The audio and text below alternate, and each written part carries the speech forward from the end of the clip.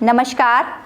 भारत गाथा के आज के भाग में मैं लेकर आई हूँ भारतीय इतिहास के उस पन्ने की गाथा जिसने आगे चलकर सर्वशक्तिमान मगध साम्राज्य की स्थापना की। मगध साम्राज्य पर शासन करने वाले पहले राजवंश को हर्यक राजवंश कहा जाता है और इसके वास्तविक संस्थापक राजा बिंबिसार थे। बिंबिसार ने 544 ईस्वी पूर्व से 492 ईसा पूर्व के बीच मगध पर शासन किया। बौद्ध धर्म के दीपवंश में उनके पिता का नाम बौधिश कहा गया है, जो राजगृह के शासक थे। मत्स्य पुराण में बिंबिसार को क्षेत्रोजस तो जैन साहित्य में शेणिक कहते हैं। जब बिंबिसार मगध का राजा बना तो उस समय मगध कोई साम्राज्य नहीं बल्कि छोटा सा राज्य था और उस समय भारत में 16 महाजनपदों का विकास हो रहा था और हर महाजनपद अपने साम्राज्य को विस्तारित कर अपनी स्थिति को मजबूत बनाने में लगा हुआ था। बिंबिसार ने मगध को एक राज्य से साम्राज्य बनाने के लिए 3 मोर्चों पर काम किया। पहला, उसने शक्तिशाली राजाओं से वैवाहिक संबंध स्थापित कर उनसे मित्रता की। दूसरी तरफ युद्ध करके अपने साम्राज्य को विस्तारित किया और फिर विस्तारित साम्राज्य की शासन व्यवस्था को सुदृढ़ करने के लिए एक प्रशासनिक तंत्र की स्थापना की।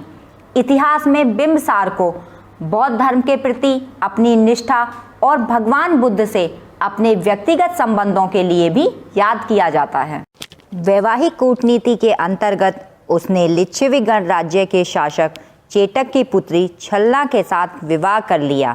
इससे एक तरफ लिच्छवी आक्रमण का खतरा समाप्त हो गया तो दूसरी ओर व्यापार के प्रसिद्ध केंद्र वैशाली और गंगा नदी के जरिए होने वाले जलीय व्यापार से मगध को आर्थिक लाभ भी मिला। वैवाहिक कूटनीति में बिंबिसार की दूसरी सफलता थी कौशल नरेश प्रसन्नजीत की बहन महाकौशला के साथ उसका विवाह। इस विवाह से एक तरफ उसके शक्तिशाली कौशल राज्य जैसा मित्र मिला तो दूसरी ओर काशी का प्रांत दहेज में भी मिला, जिससे उसे 1 लाख की वार्षिक आय प्राप्त होती थी।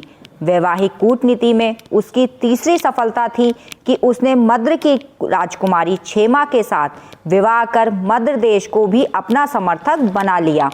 बौद्ध ग्रंथ महाबग में उसकी 500 रानियों का उल्लेख मिलता है, जिससे यह संकेत मिलता है कि उसने अनेक राजाओं के साथ वैवाहिक संबंध स्थापित कर उनकी मित्रता प्राप्त कर ली थी। अवंती का शक्तिशाली राजा प्रदोत, सिंध के शासक रुद्र आयन और गांधार के शासक पुक्कू साती भी उसके मित्र थे। एक बार जब अवंती के राजा प्रदोत पांडु रोग से पीड़ित थे, तब बिंबिसार ने अपने राजवैद्य जीवक को उनकी चिकित्सा के लिए भेजा। इस तरह से कूटनीतिक और वैवाहिक संबंधों के जरिए उसने महाजनपदों के शक्तिशाली राजाओं को अपना मित्र बना लिया और जो आगे चलकर साम्राज्य विस्तार में उसके सहयोगी बने और मगध की आर्थिक स्थिति को सुदृढ़ करने में भी उनका योगदान रहा। अब सारे शक्तिशाली राज्य बिंबिसार के मित्र थे और इसका फायदा उठाकर उसने अपने पड़ोसी राज्य अंग पर आक्रमण कर दिया।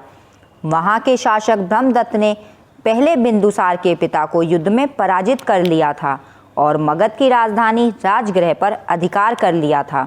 इसका प्रतिशोध लेते हुए बिंबिसार ने युद्ध में विजय प्राप्त कर अंग को मगध साम्राज्य में मिला लिया और ब्रह्मदत्त इस युद्ध में मारा गया।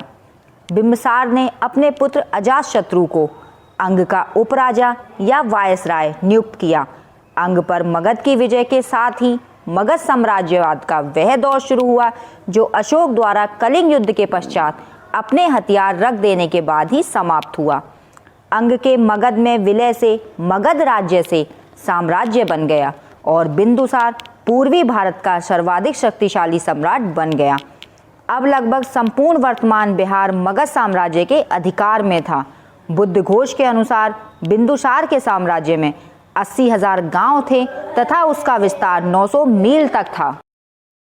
मगध के लोहे की खानों और नदियों तथा बिंबिसार के साम्राज्य विस्तार और शक्तिशाली जनपदों से रिश्तों ने मगध साम्राज्य में व्यापार, वाणिज्य और कृषि की उन्नति में महत्वपूर्ण योगदान दिया और शीघ्र ही मगध एक समृद्धशाली राज्य बन गया और इस साम्राज्य में बिंबिसार ने एक मजबूत शासन प्रणाली की स्थापना की। महाभग जातक में कहा गया है कि उसकी राजसभा में 80,000 गांवों के प्रतिनिधि भाग लेते थे। बौद्ध साहित्यों में उस काल के कुछ पदाधिकारियों के नाम मिलते हैं, जैसे व्यवहारिक महामात्र जो प्रधान न्यायाधीश होता था, सर्वाधक महामात्र जो प्रशासन का प्रमुख अधिकारी होता था, सेना नायक महामात्र जो सेना का प्रधान अधिकारी होता था। सामान्यतः राजकुमारों को प्रांतों में वायसराय अर्थात उपराजा के पद पर नियुक्त किया जाता था। बिंबिसार ने अपने पुत्र अजातशत्रु को अंग की राजधानी चंपा का वायसराय नियुक्त किया था। बिंबिसार के काल में ही मगध की राजधानी राजगृह एक संगठित नगर के रूप में स्थापित हुई और जिसके निर्माण में बिंबिसार ने व्यक्तिगत रुचि ली थी। बिंबिसार और भगवान बुद्ध के व्यक्तिगत संबंध बहुत ही अच्छे थे और वह उनके प्रति गहरी आस्था रखते थे। विनय पटक के अनुसार भगवान बुद्ध से मिलने के बाद बिंबिसार ने बौद्ध धर्म को स्वीकार कर लिया था और भगवान बुद्ध और बौद्ध संघ के लिए वेलु वन विहार दान में दिया था। लेकिन बौद्ध धर्म के प्रति व्यक्तिगत निष्ठा और प्रचार कार्य में सक्रिय भागीदारी के बावजूद उन्होंने सभी धर्मों के प्रति अपने कर्तव्यों का पालन किया। बिंबिसार ने 52 वर्षों तक शासन किया, लेकिन एक महान साम्राज्य के संस्थापक का अंत बहुत ही दुखद रहा। शासन के अंतिम दिनों में उनके अपने पुत्र अजातशत्रु से मतभेद बढ़ते चले गए और अजातशत्रु ने उन्हें बंदी बनाकर राजगीर के कारागार में डाल दिया, जहां लगभग 493 ईस्वी पूर्व में उनकी मृत्यु हो गई। उनकी मृत्यु के बाद उनकी पत्नी कौशला देवी भी इसी दुख में परलोक सिधार गईं। लेकिन बिंबिसार को इतिहास में हमेशा याद किया जाएगा कि उसने एक छोटे से राज्य को साम्राज्य में परिवर्तित कर दिया, एक निर्धन क्षेत्र को समृद्ध क्षेत्र में परिवर्तित कर दिया और एक समृद्ध नगर राजगृह की स्थापना की और बौद्ध धर्म के प्रचार प्रसार में महत्वपूर्ण भूमिका निभाई।